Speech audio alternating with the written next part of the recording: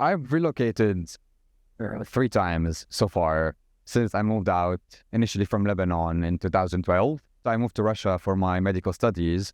And on my 5th year of university, I got diagnosed with HIV. It was quite a stressful period because the laws in Russia do not allow foreigners who have HIV to live, study, or work in Russia.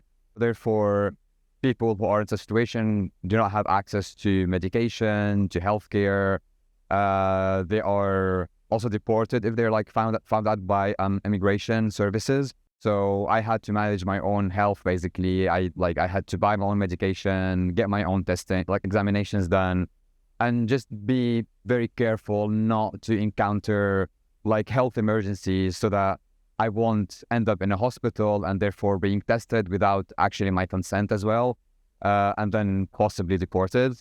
It's not ideal to just self-medicate, but I didn't have any other option. First of all, because I was studying medicine, I was doing my own research. I did find some other doctors who were willing to help me just like under the table with like advice or, you know, which like test I should be doing and in which center so that like I'm not exposed to like government authorities, whatever. And then there was a point where I could not afford medication anymore, but I found this volunteer group, their own like small pharmacy, I would say, where they would gather unwanted medication from other people living with HIV, and then they would donate it for people who need it. And so, yeah, that was also very, very helpful. This is, my Russia story. But after that, when I finished my medical degree, which I managed to do, I moved to Turkey. In order for you to get medication in Turkey, you have to prove you got HIV in Turkey, which is like very impossible task to do.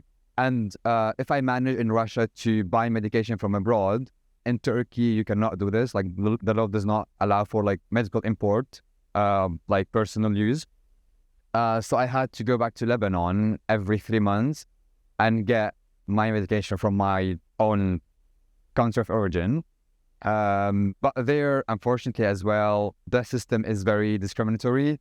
It's not very discreet. Like for you to go through the process of being enlisted as an HIV positive person to get medication, there's some problem with like privacy and confidentiality in Lebanon.